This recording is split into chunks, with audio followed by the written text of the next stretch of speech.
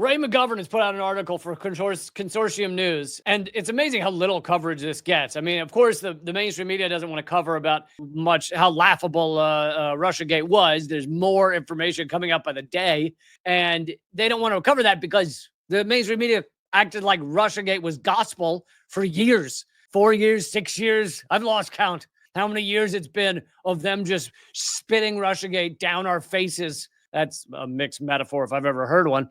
And here they are. Of course, I've been revealing how it's been collapsing for years, but we get more information by the day. And here's the latest. By the way, Ray McGovern with one of his most clever headlines ever: the deep state's burst appendix. Get it? It's an appendix on a document, but it's a burst appendix. You follow that?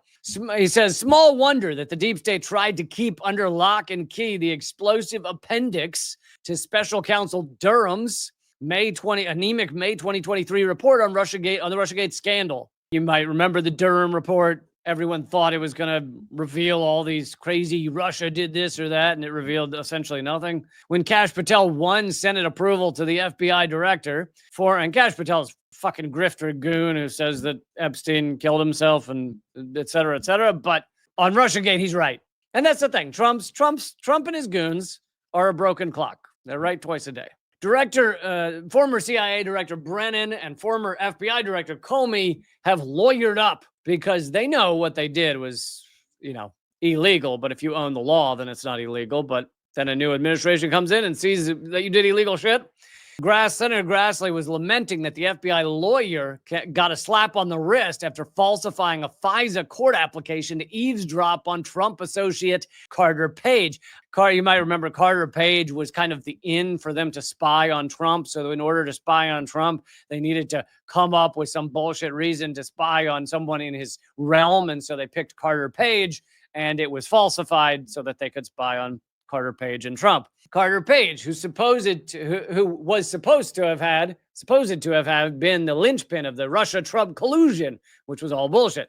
But Special Counsel Mueller's $32 million 2-year investigation found no such collusion.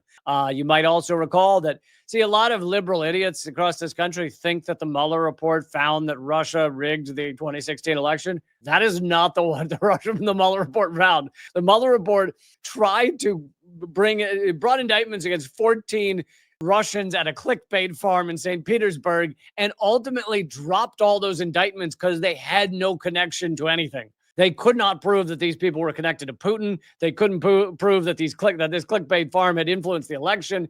It was nothing. And yet you have most Americans, because they watch Rachel Maddow, going, the Mueller report proved that Russia rigged the da-da-da. That's not what it said. Kash Patel had some luck in finding a secret room at FBI headquarters. Because he's Patel and Trump and his goons are such grifter morons, I'd suspect this is not a secret room at FBI headquarters. But I do think the documents they're revealing are genuine.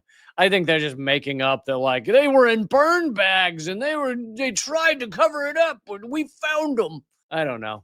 Really? Or were they just in the FBI files and you found them? Among these documents were particularly damning 29-page secret appendix to the not-so-thorough 4-year-long investigation by Durham, appointed by Trump's first-term Attorney General Barr in May 2019 to look into the origins of the Russiagate mess. Oh, I might have said that Durham was like Mueller and was trying. Everyone thought Durham was going to reveal that Russiagate had happened, but no, it's the reverse.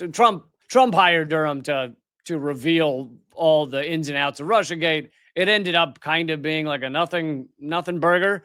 Anyway, here's the appendix that was covered up. The appendix reveals that Obama intended to scuttle any FBI investigation into Hillary Clinton's mishandling of classified information.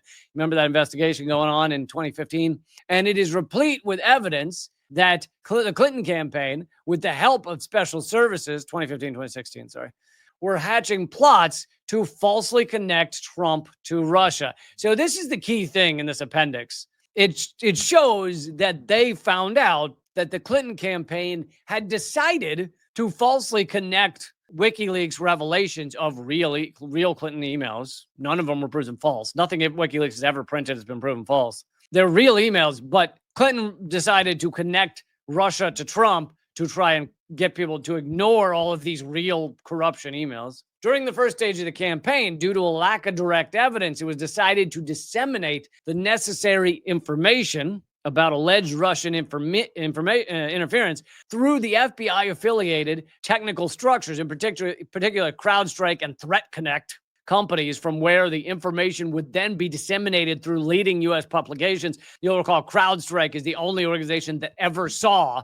the DNC servers that were supposedly hacked by Russia. Why did CrowdStrike not let why did the DNC not let the FBI see the actual servers? I wonder. I wonder why the DNC only allowed CrowdStrike, a DNC-funded company, to see the servers and to say, oh, yeah, Russia did it. By the way, under oath in front of Congress, the head of CrowdStrike said they have no proof that Russia actually stole any data. So that's kind of important, don't you think? Julianne Smith says it was a long-term affair to demonize Putin and Trump. Now it is good for a post-DNC convention bounce.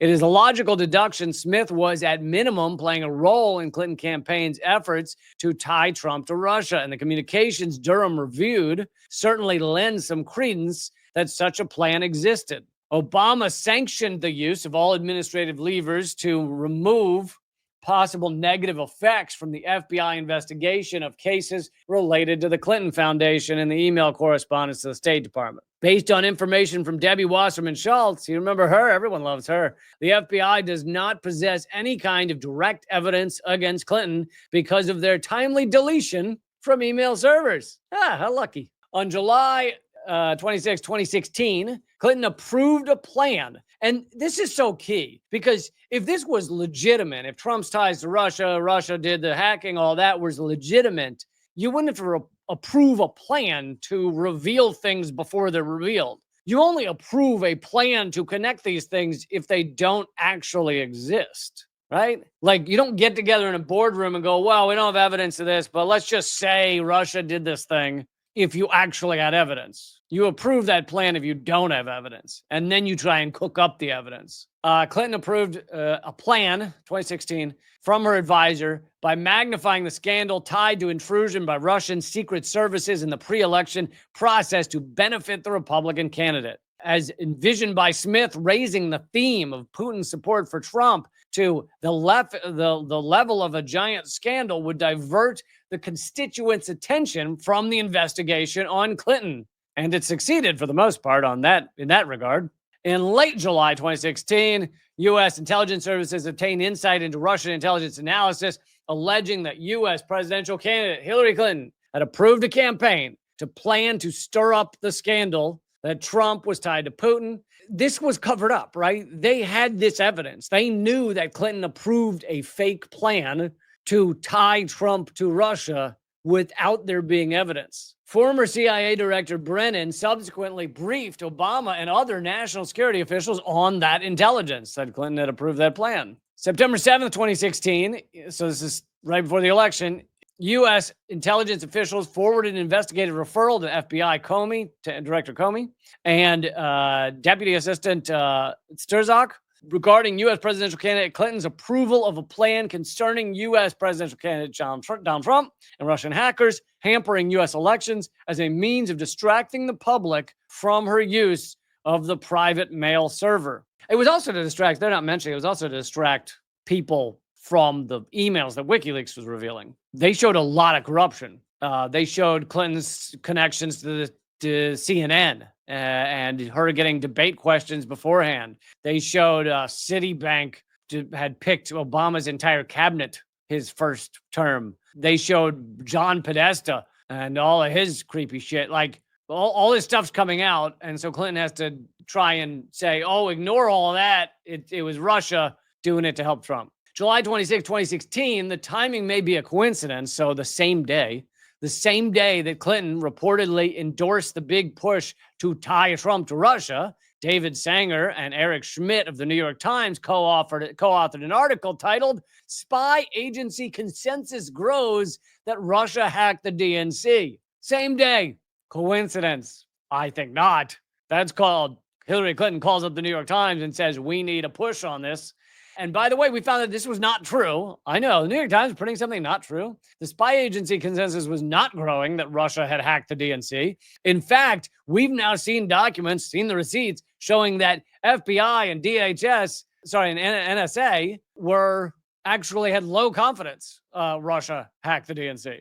American intelligence agency have told the White House they now have high confidence, false, that the Russian government was behind the theft of emails and documents from the DNC, according to federal officials who've been briefed on the evidence. That's the end of what the new revelations that have just come out about this appendix that was covered up at the time. As Ray McGovern says, some of us got Russiagate right. He means from day one. And we are pledged to stay at it. And of course, Ray McGovern's had it right since day one. I've had it right since day one. Aaron Mate's had it right since day one. There's many of us who've had it right since day one. And some of us have had our careers, I don't want to say my career is destroyed. Luckily, you guys make this show still possible. But, 75, 80% of my career destroyed for being right on this topic, right on Ukraine proxy war, right on Assad and chemical weapons, right on all of these things, right on genocide, career mostly destroyed.